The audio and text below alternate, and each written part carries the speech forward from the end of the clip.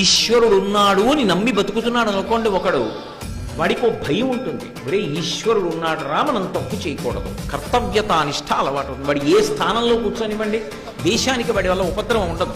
ఎందుకంటే ఈశ్వరుడు ఉన్నాడని నమ్మి వాడు జాగ్రత్తగా ఉంటాడు, భయంతో ఆరోగ్యవంతమైన భయం ఉంటుంది వాడికి.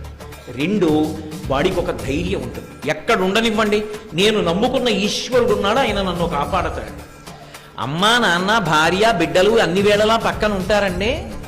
వడిబాయక తిరిగే ప్రాణబంధుడా అంటాడు అన్నమాచార్యుల వారు. ఎక్కడున్నాడు వెంకటేశ్వరుడు అంటే, ఒకే వేగంతో ఊపిరి లోపలికెళ్ళి బయటికి వచ్చేటట్టుగా చేస్తున్న ప్రజ్ఞగా ఉన్నాడు. వాడికన్నా దగ్గరగా ఎవరున్నారు?